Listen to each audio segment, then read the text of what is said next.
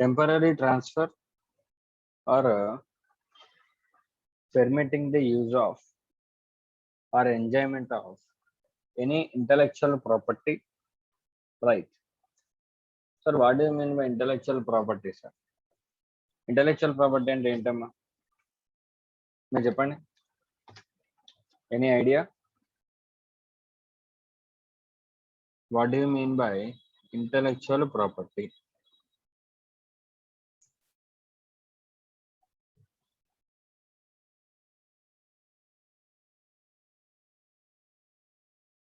అంటే సే for suppose it is A know how అనుకుందాం. Know how అంటే ఇంటెలెక్చువల్ ప్రాపర్టీ అంటే ఒక నో హౌ లాంటిది. అంటే ఎలా చేయాలి, what is the method, what is the technique. ఇప్పుడు థమ్స్అప్ ఉందమ్మా, కోక్ ఆర్ థమ్స్అప్ ఉంది. సో ప్రతి ఒక్క డ్రింక్ ప్రతి ప్రైవేట్ కంపెనీ ఎవరు పడితే వాళ్ళు కోకో కోలా చేసినంత విధంగా కోక్ ప్రిపేర్ చేయలేదు. Yes or no? ఎందుకంటే వాళ్ళ ఫార్ములా వాళ్ళ దగ్గర ఉంటుంది, formula for preparing the Coke in that style. అలానే క్లిక్ అయింది కాబట్టి it is a know how. ఆ ఫార్ములా ఎవరు పడితే వాళ్ళకి చెప్పేస్తారో చెప్పండి? చెప్పరు. ఓకేనా? So at the same time ఇప్పుడు సే ఫర్ సపోజ్ ఒక డామినోస్ ఉంది. డోమినోస్ పిజ్జాకి ఒక స్పెషాలిటీ ఉంటుంది. సో వాళ్ళు ఏంటి, వాళ్ళ రెసిపీ ఏదో యూజ్ చేసుకుంటూ ఉంటారు. సో ఇప్పుడు నాకు ఏదైతే అది ఇంటెలెక్చువల్ ప్రాపర్టీ ఉందో అది నేను వేరే వాళ్ళకి చెప్పాను అనుకున్నా, చెప్పి వాళ్ళని యూజ్ చేసుకోమని చెప్పా, సో ఎట్ దట్ టైం అంటే ఏదైతే నా ఇంటెలెక్చువల్ ప్రాపర్టీ వాళ్ళు యూజ్ చేసుకోమని ఏదైతే చెప్తున్నానో దాన్ని సప్లై ఆఫ్ సర్వీస్ అంటారు. ఏమంటారు? Supply of service. మా అర్థమవుతుందా?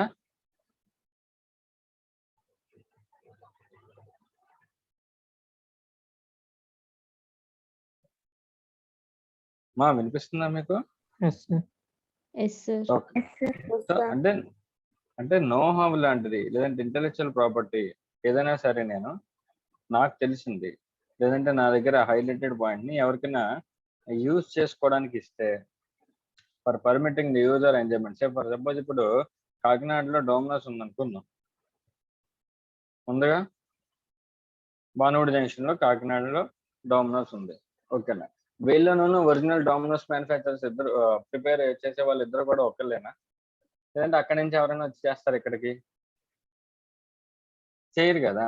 సో వాళ్ళు వేరు వీళ్ళు వేరు. కాకపోతే ఏంటంటే వాళ్ళ యొక్క నోహౌ ఏదైతే ఉందో, ఆ రెసిపీ ఏదైతే ఉందో అది వీళ్ళకి షేర్ చేస్తారు under A contract for some particular period. అలాగే ఆ నేమ్ యూజ్ చేసుకోవడానికి కానీ, ఇంకా ఆ రెసిపీ యూజ్ చేసుకోవడానికి కానీ, ఆ మెథడ్స్ ఫాలో అవడానికి కానీ వాళ్ళ దగ్గర ఉన్న నాలెడ్జ్ వీళ్ళకి షేర్ చేసి వీళ్ళని కూడా ఇక్కడ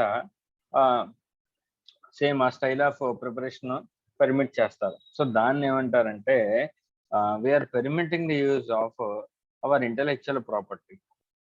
ఓకేనా? So it is a supply of service అని క్లారిటీ ఇస్తాను మనం.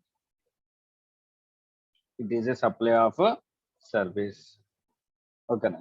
Next point, development, design, programming, customization, adaptation, upgradation, enhancement, and implementation of information technology software. Nothing but software preparation. ఎవరికైనా సాఫ్ట్వేర్ కనుక నేను డెవలప్ చేసిన లేదంటే డిజైన్ చేసిన ఆర్ ప్రోగ్రామింగ్, ఇవన్నీ స్టేజెస్ అనమాట.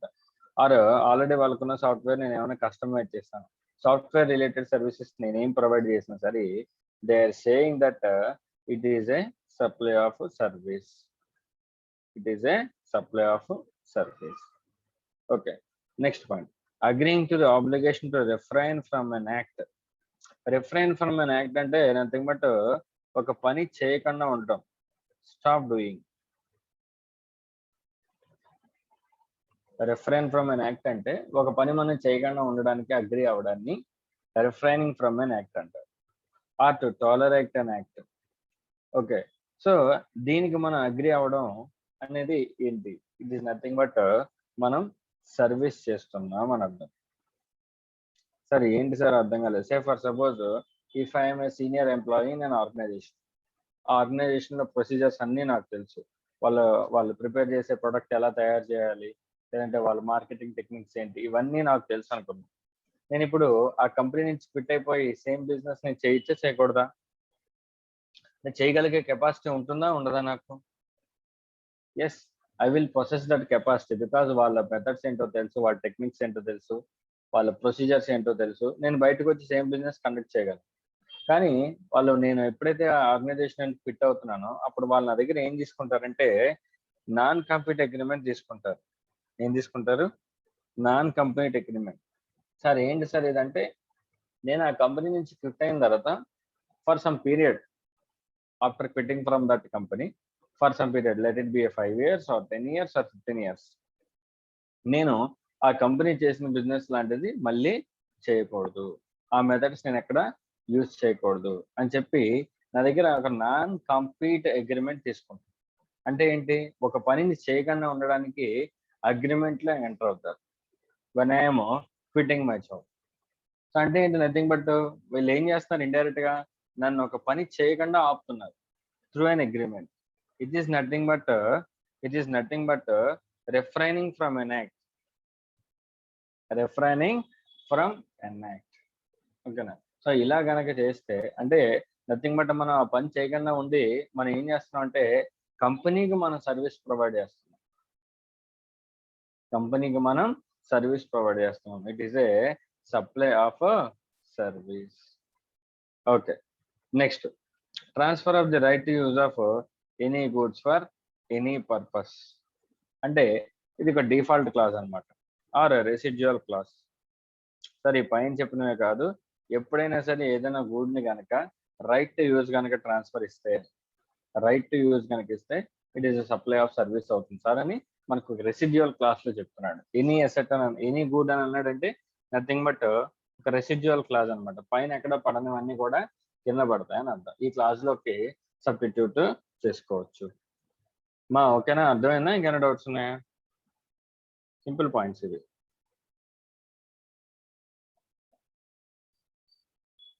ఉన్నారా? Right, coming one is important. Works contract important. Okay,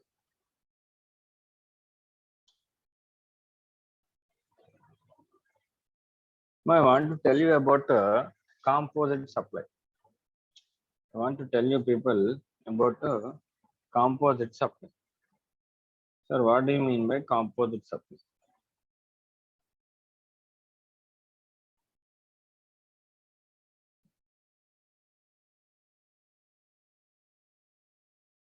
What do you mean by composite supply and mixed supply?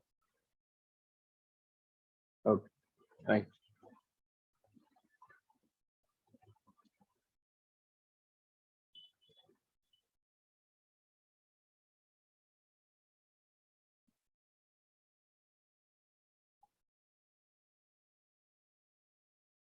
Composite supply and mixed supply.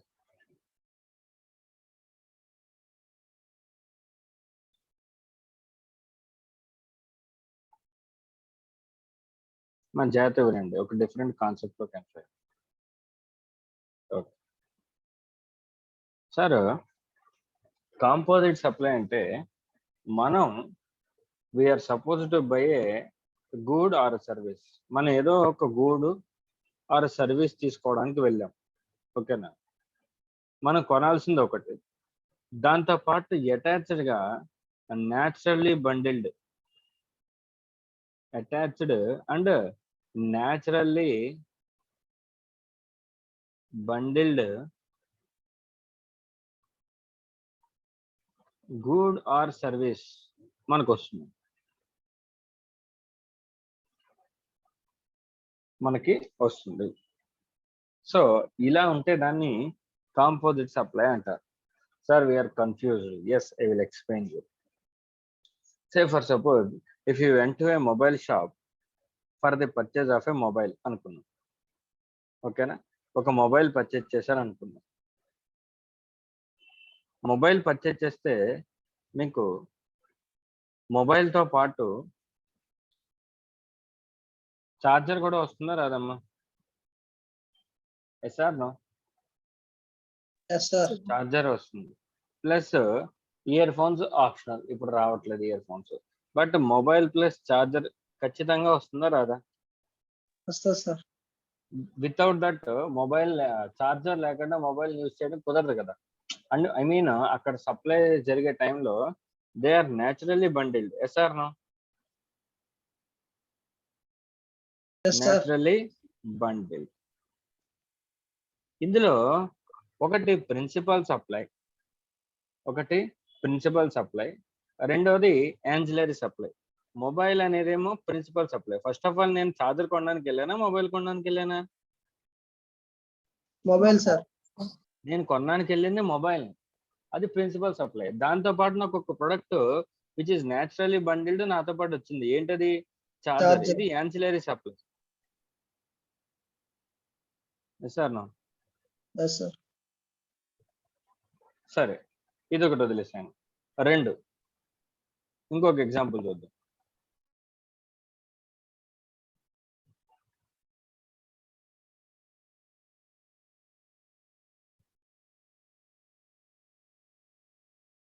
Sir, నేను ఒక హోటల్కి వెళ్ళా ఫర్ ఏ స్టే. హోటల్కి వెళ్ళా, ఓకేనా?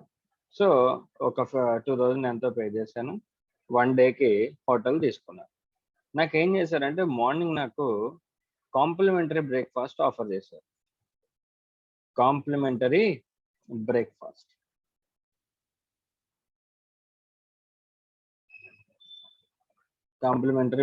ఆఫర్ చేశారు. సార్, ఇక్కడ నేను బ్రేక్ఫాస్ట్ తినడానికి వెళ్ళానా సార్ హోటల్కి, లేదంటే స్టే చేయడానికి వెళ్ళానా? ఫస్ట్ ఆఫ్ ఆల్ హోటల్ ఎందుకు చూస్ చేసుకుంటాను? స్టే చేయడానికి వెళ్తాను. సో అంటే ఏంటి? రూమ్ అకామిడేషన్ కావాలి నాకు, అది principal supply. Yes or no? Room ఏదైతే కావాలో అది నాకు ప్రిన్సిపల్ సప్లై. స్టే కావాలి నాకు. దాంతో పాటు విచ్ ఇస్ న్యాచురల్లీ బండిల్డ్, ఈ బ్రేక్ఫాస్ట్ ఏదైతే ఉందో this is naturally bundled. Yes or no? Additional గా యాన్సిలరీగా వచ్చింది. ఓకే, సో ఇలా ఉంటే అంటే ఒక ప్రొడక్ట్ తో పాటు అనదర్ ప్రొడక్ట్ రావచ్చు, అనదర్ సర్వీస్ రావచ్చు. ఇప్పుడు చూడండి, పై ఎగ్జాంపుల్లో రెండు కూడా గూడ్స్ ప్లస్ గూడ్స్ వచ్చినాయి, అవునా? మొబైల్ ప్లస్ చార్జర్ అనేది గూడ్స్ ప్లస్ గూడ్స్. ఇక్కడ ఫస్ట్ ఆఫ్ ఆల్ రూమ్ అనేది ఏంటి? నాకు సర్వీస్ తో పాటు బ్రేక్ఫాస్ట్ వచ్చింది. It is a good. Yes or no? So ఇలా గనక ఒక ప్రిన్సిపల్ సప్లైతో పాటు ఒక యాన్సిలరీ సప్లై న్యాచురల్ గా బండి మనకు వస్తే, ఇక్కడ 2 గూడ్స్ ఇన్వాల్వ్ అయి ఉండొచ్చు, 2 సర్వీసెస్ ఇంకా ఇన్వాల్వ్ అయి ఉండొచ్చు, లేదంటే ఒక గూడ్ తో పాటు ఒక సర్వీస్ కూడా ఇన్వాల్వ్ అయి ఉండొచ్చు. Yes or no? Good plus service, or service plus service, or service plus good plus good. ఇలా న్యాచురల్ గా బండిల్ అయ్యి వస్తే దాన్ని మనం కాంపోజిట్ సప్లై అంటారు. ఏమంటారు నాన్న? ఏమంటారు దాన్ని? Composite supply. ఓకేనా?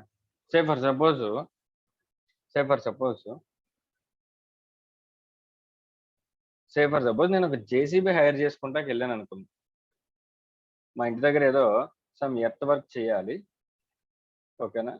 నేను ఒక జేసీబీ హైర్ చేసుకుంటాకి వెళ్ళాను. జేసీబీ హైర్ చేసుకున్నప్పుడు ఓన్లీ జేసీబీ ఒకటి నేను తీసుకుని వచ్చేస్తానా, లేదంటే దాంతో పాటు జేసీబీ డ్రైవర్ని కూడా నేను అడుగుతానా?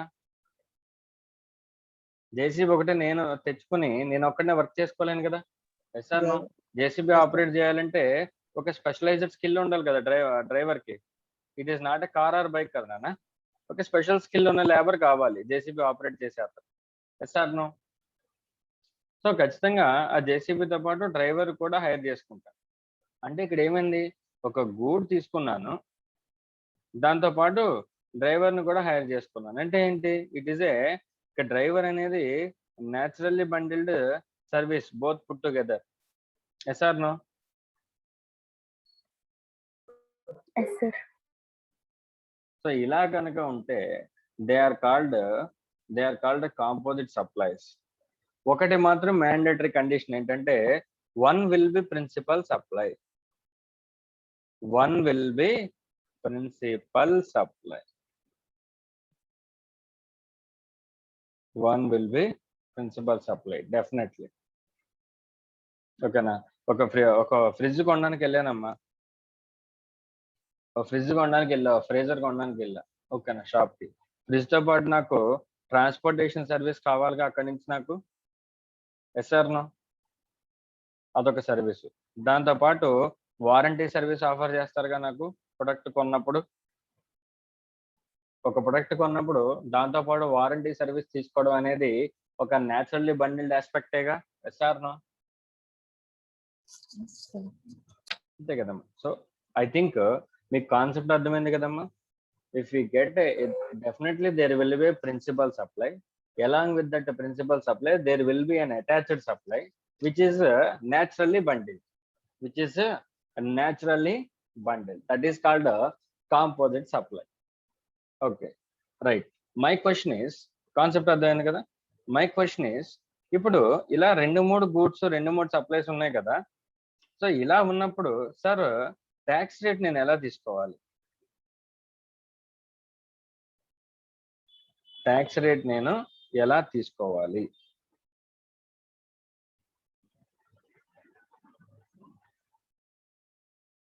మా అర్థమైందా మీకు? నేను అడిగిన కాన్సెప్ట్ అర్థమైందా? ట్యాక్సేషన్ ఎలా చేయాలి?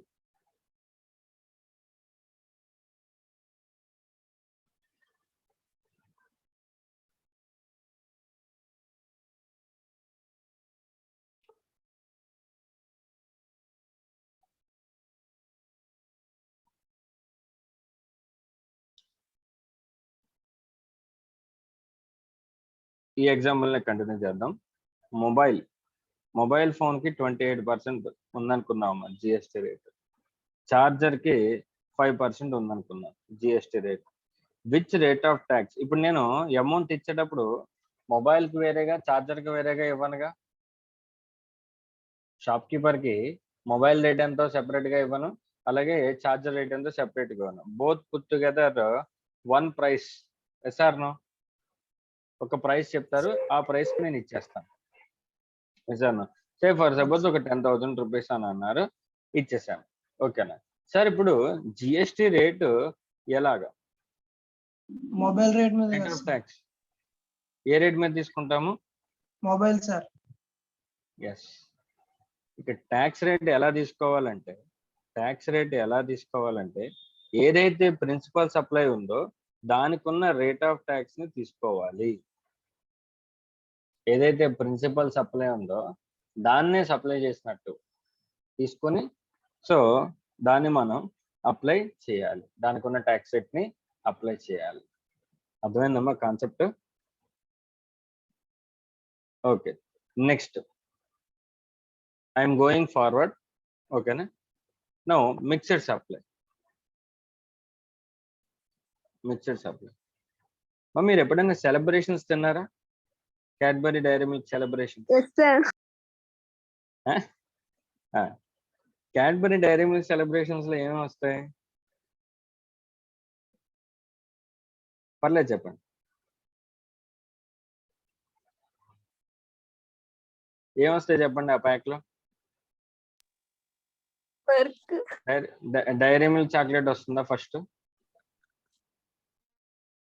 ఓకే, తర్వాత 5 స్టార్ వస్తుందా? 5 స్టార్ చాక్లెట్స్ వస్తాయా? తర్వాత జెమ్స్ వస్తాయా? పెర్క్, మంచ్ వస్తుంది. Munch, etcetera. ఓకేనా? ఇవన్నీ వస్తాయి కదా. ఓకే, మీరు వీటన్నింటికి సెపరేట్ గా పే చేయరుగా. సింగిల్ ప్రైస్ పే చేస్తారు కదా సెలబ్రేషన్స్ కి. Yes sir no? ఎంతమ్మా celebration single pack?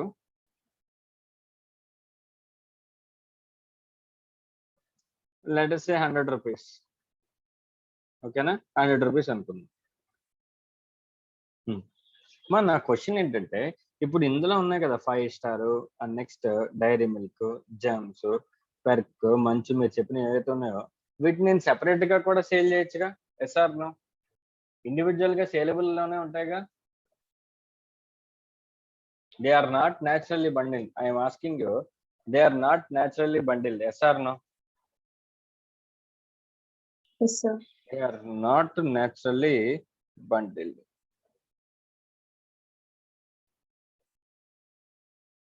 Not naturally bundled, but they are given at a single price. They are given at a single price. They are just individual supplies. Individual supplies. వాటిని individual supplies కింద కూడా తీసుకుని నేను sale చేసేయచ్చు. ఓకేనా? They are not naturally bundle. So composite సప్లైకి mixed సప్లైకి difference ఏంటంటే, కాంపోజిట్ సప్లైలో కూడా 2 or more సప్లైస్ ఉంటాయి, మిక్స్డ్ సప్లైలో కూడా 2 or more సప్లైస్ ఉంటాయి. కాంపోజిట్ సప్లైలో కూడా సింగిల్ ప్రైస్ కే ఇస్తారు, మిక్స్డ్ సప్లైలో కూడా సింగిల్ ప్రైస్ కే ఇస్తారు.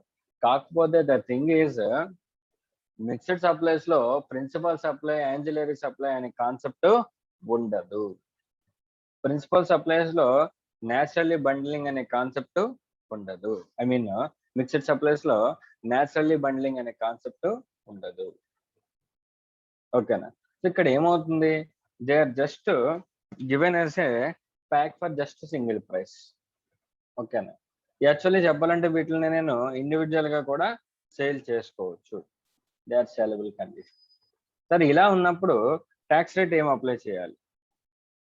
What is the tax rate that I need to apply for mixed supplies? Say for suppose dairy milk ki oka 18% అనుకుందాం, అండ్ నెక్స్ట్ 5 స్టార్ కి 12% అనుకుందాం, అండ్ నెక్స్ట్ జెమ్స్ కి 5% అనుకుందాం, అండ్ నెక్స్ట్ పెర్క్ కి ఒక 12% అనుకుందాం, అండ్ నెక్స్ట్ మంచ్ కి 28% అనుకుందాం. సో ఇలాగా డిఫరెంట్ ట్యాక్స్ రేట్స్ ఉన్నాయి కదా. What is the tax that we need to charge on this mixed supply? ఏం ఛార్జ్ చేయాలి? ఏ రేట్ ఆఫ్ ట్యాక్స్ ఛార్జ్ చేయాలి? మీరు చెప్పండి అమ్మా.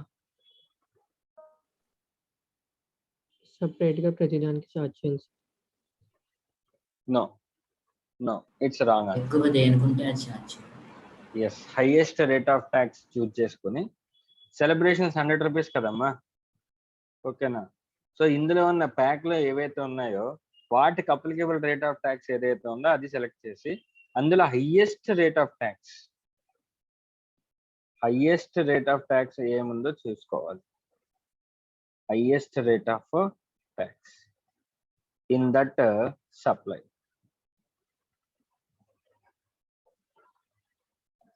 Highest rate of tax in that supply. So ఇక్కడ ఈ కేసులో మంచికి 28% ఉంది కాబట్టి 100 రూపీస్ ని వాల్యూ ఆఫ్ సప్లై కింద తీసుకొని ఇంటూ 28% ఆఫర్ చేసి 128 రూపీస్ కస్టమర్ దగ్గర నుంచి కలెక్ట్ చేయాలి. If it is an exclusive of tax. ఓకేనా? 100 రూపీస్ ఓన్లీ ప్యాక్ ఛార్జెస్ అనుకుంటే అడిషనల్ గా జిఎస్టి 28% హైయెస్ట్ రేట్ తీసుకొని ఛార్జ్ చేయాలి. మా అర్థమైందా concept? So that is about composite supplies and mixed supplies. Okay. So ఇప్పుడు నా క్వశ్చన్ ఏంటంటే మనం ఫస్ట్ చెప్పుకున్నాం కదా రెస్టారెంట్ కాన్సెప్ట్.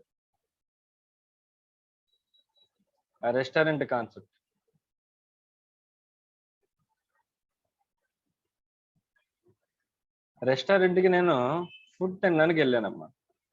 తినడానికి వెళ్తే నాకు వాళ్ళు సర్వీస్ ఆఫర్ చేశారు. నథింగ్ బట్ వాళ్ళు నాకు కూర్చోడానికి ప్లేస్ అది ప్రొవైడ్ చేసి అండ్ నెక్స్ట్ నాకు ఫుడ్ సర్వ్ చేసి సర్వీస్ ప్రొవైడ్ చేశారు. Okay, tell me whether it is a composite service, composite supply or mixed supply? Composite supplies. Opposite supply. Composite supply. Composite supply. Right, beautiful అమ్మ, very good. It is a composite supply. Sir ఇప్పుడు నేను ఇది supply of food అనేది గూడ్ కదమ్మా. So supply of good కింద తీసుకోవాలా, supply of service కింద తీసుకోవాలా? either I need to Supply of treat it as a supply of good or a supply of service. Supply of goods. Supply of goods.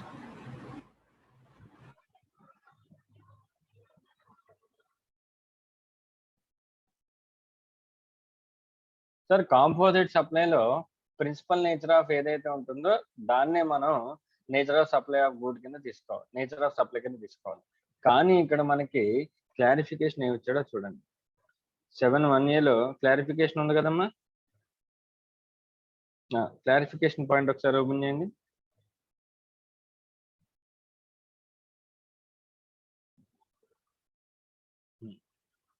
Sixth point చూడండి.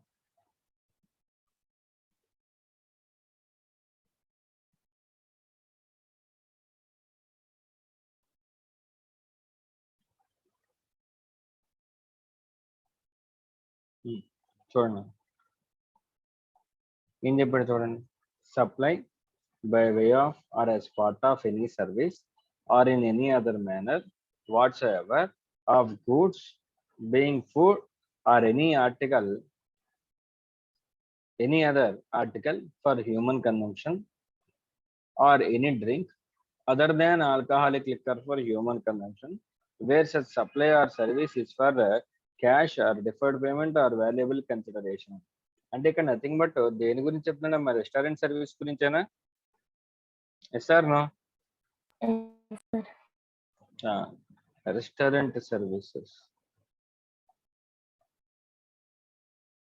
restaurant services where food is served along with drinks other than liquor, other than alcoholic liquor for human consumption, because alcoholic liquor for human consumption is outside the purview of GST.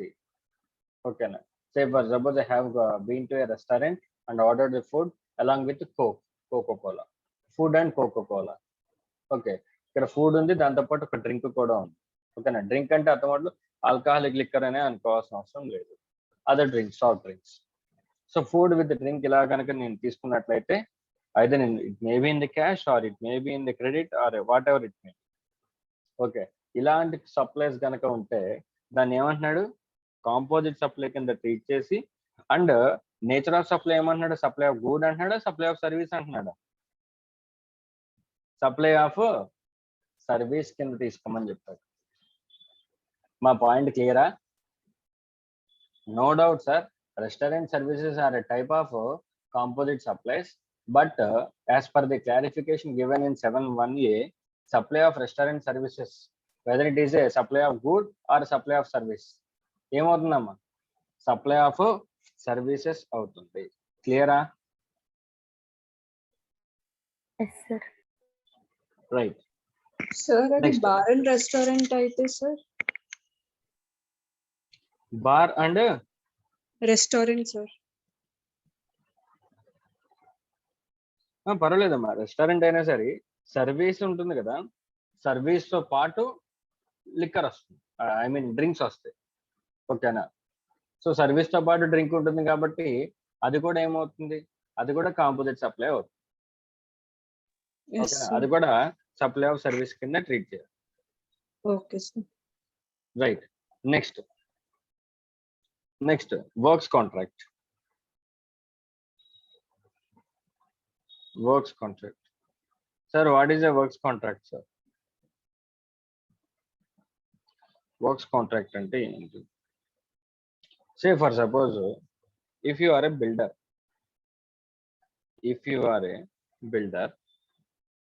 okay, or some constructor, okay,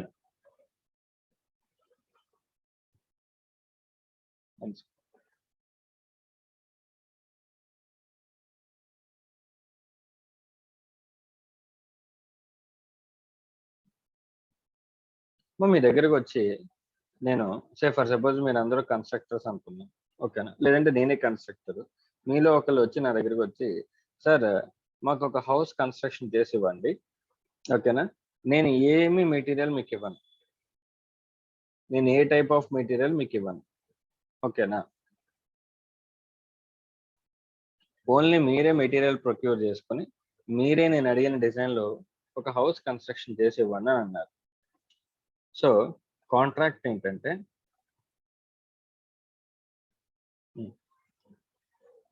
sorry contract ఏంటంటే sir only నేను consideration మాత్రం ఇస్తాను, only consideration మాత్రం ఇస్తాను, మీరు నాకు house construction చేసి ఇవ్వండి. ఓకే సార్, యాజ్ ఏ కాంట్రాక్టర్గా నేనేం చేయాలి? I need to buy the material, sir no, material purchase చేయాలి, అలాంగ్ విత్ దట్ లేబర్ని ప్రొక్యూర్ చేయాలి, వీళ్ళిద్దరిని నేను మెయింటైన్ చేసుకొని హౌస్ కన్స్ట్రక్షన్ చేసి ఫైనల్గా నేను మీకు ఇస్తే then for that you will pay me a final consideration. ఇది కాంట్రాక్ట్ అమ్మా, ఫైనల్ కన్సిడరేషన్, ఇది కాంట్రాక్ట్. ఇప్పుడు చెప్పండి అమ్మా, ఇందులో ఏమేమి ఇన్వాల్వ్ అయ్యి ఉన్నాయి? సప్లై ఆఫ్ గుడ్ ఇన్వాల్వ్ అయి ఉంది, సప్లై ఆఫ్ సర్వీస్ కూడా ఇన్వాల్వ్ అయ్యింది. Yes or no? Yes, sir. అంతే కదమ్మా. నేను ఇప్పుడు హౌస్ కన్స్ట్రక్షన్ చేసి ఇవ్వాలంటే అదొక సర్వీస్. ఇప్పుడు నేను మిస్టర్ ఎక్స్ మిస్టర్ వైకి జస్ట్ ఒక 20 బ్యాగ్స్ ఆఫ్ సిమెంట్ ఇచ్చారమ్మా, 20 బ్యాగ్స్ ఆఫ్ సిమెంట్ ఇచ్చాడు అనుకుందాం, సప్లై చేసాడు అనుకుందాం. ఇది సప్లై ఆఫ్ సర్వీస్ అవుతుందా, సప్లై ఆఫ్ గుడ్ అవుతుందా?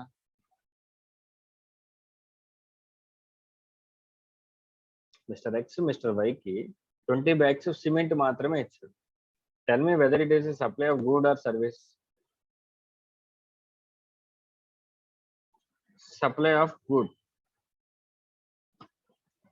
ఓకే, సో నెక్స్ట్ ఇంకొక ఎగ్జాంపుల్ చూద్దాం. ఈసారి ఏం చేశారంటే మిస్టర్ ఎక్స్ మిస్టర్ వైకి సిమెంట్ తనే ప్రొక్యూర్ చేసి, ఓకేనా, సిమెంట్, ఐరన్ ప్లస్ స్టీల్ ఇవన్నీ ప్రొక్యూర్ చేసి, ఓకే, తనే తన చేతులతో ఓన్ హ్యాండ్స్ తోటి, ఓకేనా, హౌస్ కన్స్ట్రక్షన్ చేసి ఇచ్చాడు. ఇప్పుడు ఏమవుతుందమ్మా? Supply of good plus supply of service ఉందా లేదా? sir. Yes, sir. Supply of good plus supply of service ఉందా లేదా? ఇక్కడ రెండు ఉన్నాయి కదా. Sir no? సో దీన్ని sir. ఏమంటారంటే అంటే ఏంటి? ఇప్పుడు మిస్టర్ వై ఏదైతే కన్సిడరేషన్ ఇస్తాడో అందులో నాకు కొంత నేను పర్చేజ్ చేసిన మెటీరియల్కి పోతుంది, అండ్ నెక్స్ట్ కొంత నేను సర్వీస్ చేసినందుకు కొంత నేను తీసుకుంటాను. అంతేనా?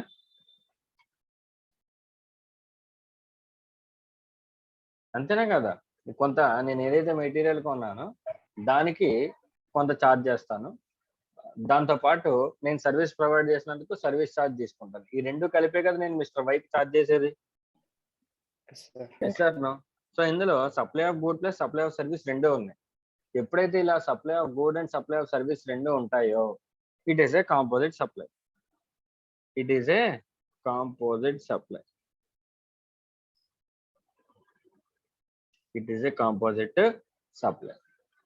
సరే, ఎప్పుడైతే కాంపోజిట్ సప్లై అయిందో I need to determine whether it is supply of good or supply of service. Supply of good అవుతుందా, సప్లై ఆఫ్ సర్వీస్ అవుతుందా నేను డిటర్మైన్ చేయాలి. సో ఆ క్లారిఫికేషన్ మనకి, ఓకేనా, నోటిఫికేషన్ చెప్పింది ఏమని?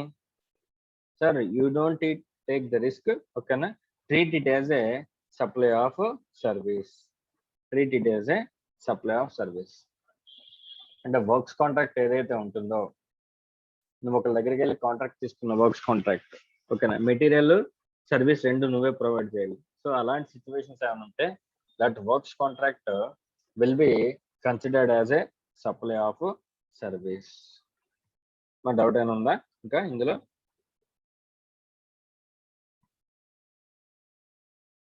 Sir what you mean by works contract? Works contract is defined under section 2119.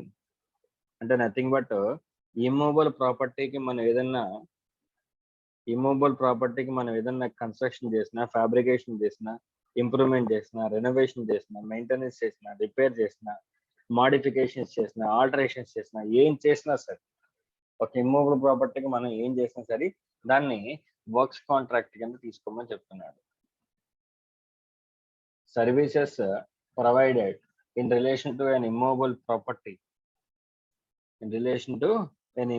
property will be called as a works contract. Sir ఆ వర్క్స్ కాంట్రాక్ట్ లో ఏమేమి ఉంటుంది సార్? మెటీరియల్ ఉంటుంది ప్లస్ సర్వీసెస్ కూడా ఉంటాయి. సార్ ఎప్పుడైతే 2 or more services naturally bundle అవుతాయో దాన్ని కాంపోజిట్ సప్లై అని కూడా అంటారు. సార్ మరి ఇలా ఉన్నప్పుడు what is the nature of service sir? The nature of service will be nature of supply will be supply of services. మా క్లారిటీ వచ్చిందా? Next point, supply of goods by unincorporated association or a body of persons to a member thereof for cash or defer payment or other valuable consideration. Simply nothing but ఒక club తీసుకుందాం. మాకు example local club తీసుకుందాం. లోకల్లో ఒక club ఉంది మా ఊర్లో. So ఆ క్లబ్లోకి వెళ్ళి నేను గేమ్స్ ఆడుతున్నాను. ఓకేనా? ఈ లోపు నేను ఏం చేశానంటే అట్లా క్లబ్ వాళ్ళు ఏం చేస్తారంటే వేడివేడిగా టీ అండ్ బిస్కెట్స్ తీసుకొచ్చి క్లబ్లో ఉన్న మెంబర్స్కి సేల్ చేస్తున్నారు. ఆడుకుని అలసిపోయి ఉంటారు కాబట్టి సో టీ అండ్ బిస్కెట్స్ తీసుకుని రిలాక్స్ అవుతున్నారు. సరే ఫ్రీయా? కాదు, క్లబ్ వాళ్ళకి నేను ఎంతో కొంత పే చేస్తాను. సరే ఇప్పుడు ఈ క్లబ్ వాళ్ళు అందులో ఉన్న మెంబర్కి ఏదైతే పే చేస్తారో whether it is a supply or not. మామూలుగా క్లబ్ లో మెంబర్షిప్ తీసుకున్నప్పుడు నాకు గేమ్స్ ఆడుకోవడానికి, ఆ క్లబ్ లోకి ఎంటర్ అవ్వడానికి ఇదంతా రైట్ ఇస్తారు కదమ్మా. Yes or no? Yes sir. So అది సప్లై ఆఫ్ సర్వీస్ అవుతుందా, సప్లై ఆఫ్ గూడ్ అవుతుందా? Service sir. అది సప్లై ఆఫ్ సర్వీస్. మరొకసారి క్లబ్ లోకి ఎంటర్ అయిన తర్వాత నాకు ఇలాంటి రిఫ్రెష్మెంట్స్, ఈ టీ, బిస్కెట్స్, స్నాక్స్, ఫుడ్ ఇలాంటివి ప్రొవైడ్ చేస్తున్నాను అనుకున్నా. మరి ఇది సప్లై ఆఫ్ సర్వీస్ లోకే వస్తుందా, సప్లై ఆఫ్ గూడ్ లోకి వస్తుందా? Supply of good. ఇక్కడ క్లారిఫికేషన్ ఇచ్చారు. అర్థమైందమ్మా మీకు? Sir just to enable you to just give you to right in to enter the right of entering in to the club ఏదైతే ఉందో అది మాత్రమే సర్వీస్. దానికి ఏదైతే ఛార్జ్ చేస్తారో అది మాత్రమే సర్వీస్. మీకు మెంబర్షిప్ ఇవ్వడానికి, మీకు క్లబ్ ప్రెమిసెస్ లోకి మిమ్మల్ని ఎంటర్ చేయడానికి, ఓకేనా, అక్కడ ఉన్న వస్తువులను జస్ట్ యూజ్ చేసుకోవడానికి. ఐ మీన్ అక్కడ ఒక ఇండోర్ స్టేడియం ఉంది, బ్యాడ్మింటన్ స్టేడియం, అందులో ఆడుకుంటున్నాను నేను యాజ్ ఎ మెంబర్. ఓకేనా, ఇట్ ఈస్ ఎ సర్వీస్. ఓకేనా, కార్డ్స్ ప్లే చేస్తున్నారు, ఆడుకుంటున్నాను, ఇట్ ఈస్ ఎ సర్వీస్. కానీ దాంతో పాటు నాకు ఏదైనా సరే ఇలాంటి రిఫ్రెష్మెంట్స్ కానీ, ఓకేనా, లేదంటే క్లబ్ తరపు నుంచి నాకు ఏదైనా గూడ్స్ కానీ ఇచ్చారనుకో సార్, అది కూడా నాకు మెంబర్షిప్ లో పార్టే. కానీ but it is not supply of service. Goods నిమిత్తం ఏదైతే ఇచ్చారో నాకు, treat that to that extent, treat it as a supply of goods. అది సప్లై ఆఫ్ సర్వీస్ లో కాదు, సప్లై ఆఫ్ గూడ్స్ లోకి వస్తుంది అని మనకి క్లారిఫికేషన్ ఇస్తున్నాడు. మా పాయింట్ క్లియరా? అర్థమైందమ్మా? Yes, sir. Yes, sir. Yes, sir. Right. Next, sir, tenancy rights. Tenancy rights are pagadi. Okay, what do you mean by tenancy rights? Tenancy rights అంటే ఏంటి?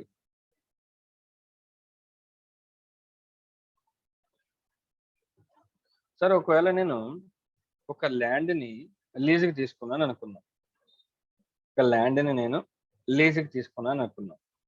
ఓకేనా? సరే, ఇలా ల్యాండ్కి లీజ్ తీసుకున్నప్పుడు రైట్ టు యూజ్ అనేది నా దగ్గరే ఉంటుందిగా. Sir no? Right to use అనేది నా దగ్గర ఉంటుంది. కానీ నాకు తీసుకున్న తర్వాత నేను చేయాలనుకున్న జాబ్ ఏదైతే ఉందో అది నాకు నేను చేయదలుచుకోలేదు. I mean for suppose land లీజ్కి తీసుకున్నా, కల్టివేషన్ చేద్దామని ఒక 2 years కి ల్యాండ్ లీజ్కి తీసుకున్నాను అనుకున్నా. ఓకేనా, మన లాంగ్వేజ్లో ఇక్కడ లోకల్ లాంగ్వేజ్లో కౌలు అంటారు, భూమి కౌలుకి తీసుకున్నాను. ఓకేనా, కల్టివేషన్ చేద్దామని. బట్ ఏమైందంటే నాకు కల్టివేషన్ చేయాలనిపించలేదు. బట్ ఇప్పుడు నాకు టెనెన్సీ రైట్స్ ఉన్నాయి కదా, 2 years వరకు తీసుకున్నాను కదా, ఎస్ఆర్ నో? నాకు రైట్ ఉంది కదా, ఉందా లేదా? రైట్ ఉంది. నేను యూజ్ చేసినా యూజ్ చేయకపోయినా రైట్ టు యూజ్ నాకు ఉందిగా. ఇంకా నేను ఇప్పుడు ఏం చేశానంటే, నా ఫ్రెండ్ ఎవరో ఉన్నారు, వాళ్ళకి ల్యాండ్ కావాలంటే నేనేం చేశానంటే రైట్ టు యూజ్ ని వాళ్ళకి ట్రాన్స్ఫర్ చేశాను. నాకున్న రైట్ టు యూజ్ ని వాళ్ళకి ఎండార్స్ చేశాను అనుకున్నాం, ఎండార్స్ ట్రాన్స్ఫర్ చేశాను అనుకున్నాం. సరే ఇప్పుడు ఇలా చేయొచ్చా చేయకూడదా? మా ఇలా చేయొచ్చా చేయకూడదా? చేయొచ్చు. చేయొచ్చు. ఓకేనా? అంటే అక్కడ నాకు అతనుకున్న ల్యాండ్ లార్డ్‌కి ఉన్న అగ్రిమెంట్ ప్రకారం, ఓకేనా, అందులో నాకు ట్రాన్స్ఫర్ రైట్ ఉంది అని అన్నాడు అనుకో, ఆ అగ్రిమెంట్ ప్రకారం నేను ఎవరికైనా సరే ఆ రైట్ ని ట్రాన్స్ఫర్ చేయొచ్చు. బికాస్ 2 years ఉంది కాబట్టి దీన్నే సబ్లెట్టింగ్ అని కూడా అనొచ్చు. ఓకేనా? ఎలా అయినా తీసుకోవచ్చు. నేను ట్రాన్స్ఫర్ చేశాను అనుకుందాం. సరే ఇప్పుడు ఈ రైట్ టు యూజ్ నేను ఏదైతే ట్రాన్స్ఫర్ చేశానో, అంటే టెనెన్సీ రైట్ ఏదైతే ట్రాన్స్ఫర్ చేశానో, ఇది సప్లై ఆఫ్ గూడ్ అవుతుందా, సప్లై ఆఫ్ సర్వీస్ అవుతుందా? Supply of service. Supply of service అవుతుంది. దీన్నే మనకి క్లారిటీ ఇచ్చాడు sir. Tenancy rights, transfer of tenancy rights. ఓకేనా? ఇలాంటి టెనెన్సీ రైట్స్ ఎవరికైనా మీరు కనుక ట్రాన్స్ఫర్ చేస్తే it will be treated as a supply of service and hence liable to GST. And hence liable to GST. సరే ఇలా ట్రాన్స్ఫర్ చేసినప్పుడు, ఈ రైట్ యూజ్ ట్రాన్స్ఫర్ చేసినప్పుడు కంపల్సరీగా అక్కడ రిజిస్ట్రేషన్ జరుగుతుందిగా. కొత్త డీడ్ రాస్తాము, కొత్త స్టాంప్ డ్యూటీ పే చేస్తాను. ఓకేనా? ఆ డాక్యుమెంట్ రిజిస్ట్రేషన్ చేయించాలిగా. Yes or no? సార్ మరి రిజిస్ట్రేషన్ చేయించినప్పుడు జిఎస్టీ ఉంటుందా ఉండదా? సార్ రిజిస్ట్రేషన్ చేయించినా చేయించకపోయినా సరే ట్రాన్స్ఫర్ ఆఫ్ టెనెన్సీ రైట్స్ అనేది సప్లై ఆఫ్ సర్వీస్ కాబట్టి జిఎస్టీ ఉంటుంది. దీని గురించి మీరు కన్ఫ్యూజ్ అవ్వాల్సిన అవసరం లేదు అని చెప్తున్నాడు మనకి. ఓకేనా? అదేనమ్మా. అంటే ఇదంతా ఎందుకు ఇచ్చాడంటే, యాక్ట్ వచ్చినప్పుడు ఇటువంటి డౌట్స్ ఎవరికి లేవు. Because at the first time implementation of act, ఓకేనా, వాళ్ళు చూస్తారు, యాక్ట్ ఇంప్లిమెంటేషన్ చేయడానికి చూస్తారు. చూసిన తర్వాత ప్రొఫెషనల్స్ ఎవరైతే ఉన్నారో వాళ్ళకి యాక్ట్ ఇంప్లిమెంటేషన్ చేసే టైంలో కొన్ని డౌట్స్ వస్తాయి, కొన్ని సిచ్యువేషన్స్. ఆ సిచ్యువేషన్స్ ని గవర్నమెంట్ కి క్వరీల ద్వారా రైజ్ చేస్తారు. అప్పుడు గవర్నమెంట్ ఎలాంటి క్లారిఫికేషన్స్ అనేవి ఇస్తారు. ఓకేనా? సో ఇప్పుడు మనం చదువుకునేది ఏంటంటే ఒక క్లారిఫికేషన్. మనకు తెలుసు transfer of right to use it is is ఎ సర్వీస్. సార్ మరి ఇప్పుడు క్వశ్చన్ ఏంటంటే టెనెన్సీ రైట్ ని కూడా నేను సేల్ చేస్తే అది రైట్, అది గూడ్ అవుతుందా లేదంటే సర్వీస్ అవుతుందా అని ఒక క్లారిఫికేషన్ ఇచ్చారు. సో దానికి వాళ్ళు గవర్నమెంట్ మనకు జస్ట్ ఒక చిన్న క్లారిఫికేషన్ రిలీజ్ చేస్తారు. Transfer of tenancy rights, transfer of tenancy rights cannot be regarded as a sale of land or building.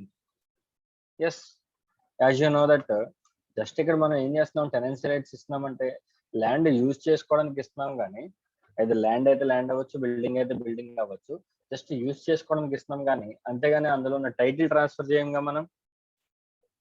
Sir no?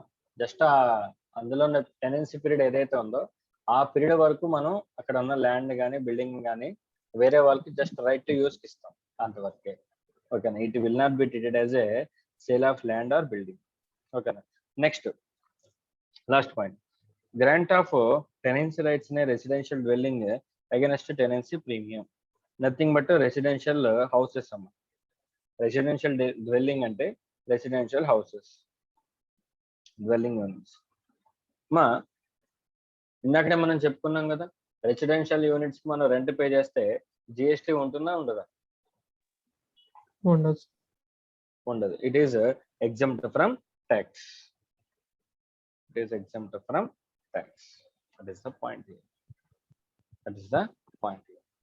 Sir చెప్పినాను. అగ్రికల్చర్ కి ల్యాండ్ తీసుకుంటారు కదా సార్, అవునా? అప్పుడు జిఎస్టీ కట్టరు కదా సార్? అవసరం లేదు. అదేనా చెప్పేది? చెప్పినానా? అదే సార్ అడుగుతున్నాను. అగ్రికల్చర్ ఓన్లీ ఇక్కడ రెసిడెన్షియల్ పర్పస్ అన్నాడనా? పైన టెనెన్సీ అని వచ్చింది కదా సార్, ఓకే, దాని గురించి సార్. అర్థం కమర్షియల్ కాలేదు పర్పస్, clear గా. కమర్షియల్ కమర్షియల్ పర్పస్ అయితే మాత్రమే taxable. Okay sir. Commercial purpose కి అయితే మాత్రమే ట్యాక్సబుల్. ఓకే అంటే ఐ మీన్ బిజినెస్ పర్పస్ కి అయితే. ఓకేనా? అగ్రికల్చర్ పర్పస్ కి మనకి ఎగ్జామ్షన్ తర్వాత వస్తుంది. ఎగ్జామ్షన్స్ చాప్టర్ లో మనం ఎప్పుడైతే ఎగ్జామ్షన్స్ చాప్టర్ ఓపెన్ చేస్తామో అందులో అగ్రికల్చర్ సర్వీసెస్ అన్ని కూడా మాక్సిమం ఎగ్జామ్షన్స్ ఉంటాయి. అదే అక్కడ ఎగ్జామ్షన్స్ లో చూద్దాం. ఓకేనా? Okay sir. Okay sir. Right. Next మా ఇక్కడ వరకు క్లారిటీ కదా? సెక్షన్ 7(1)(a) మొత్తం అంతా కూడా ఏమి చెప్పాడు మనకి? క్లారిఫికేషన్స్ ఇచ్చాడు. Sir what type of transactions నేను సప్లై ఆఫ్ గూడ్ కింద తీసుకోవాలి, వాట్ టైప్ ఆఫ్ ట్రాన్సాక్షన్స్ ని సప్లై ఆఫ్ సర్వీసెస్ కింద తీసుకోవాలి. ఓకేనా? రైట్. నెక్స్ట్ క్లాస్ లో what are the activities that are covered in negative list చూద్దాం. ఓకేనా? Negative list. What are the activities that are covered in negative list చూద్దాం. అంటే they are not treated as a supply, they are not treated as a supply. ఓకేనా? So అలాంటివి చూద్దాం. అందులో already మనం ఒక పాయింట్ చూసాం. ఏంటిది? Supply of land and building for which consideration is received after issuance of certificate of completion. మధ్యాహ్నం చదువుకున్నాం కదమ్మా ఈ point. Supply of building for which consideration is received after issuance of certificate of completion ఏమవుతుంది? నాటే supply అవుతుందని చెప్పుకున్నాం కదా, మర్చిపోయారు అప్పుడే? సో ఆ పాయింట్ షెడ్యూల్ 3 లో కవర్ అవుతుంది. ఆ పాయింట్ షెడ్యూల్ 3 లో కవర్ అవుతుంది. ఓకేనా? సో దాంట్లో కొన్ని ఏవైతే ఉన్నాయో అవి చూద్దాం. ఓకేనా? రేపు చూద్దాం. ఏమైనా డౌట్స్ ఉన్నాయా ఇంకెవరికైనా?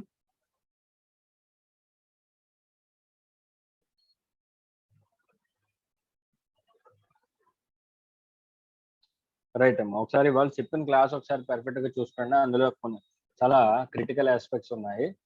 ఒకసారి చూసుకోండి. ఏమైనా డౌట్స్ ఉంటే రేపు మార్నింగ్ క్లాస్ లో నన్ను అడగండి. ఓకేనా? రైట్. See you tomorrow.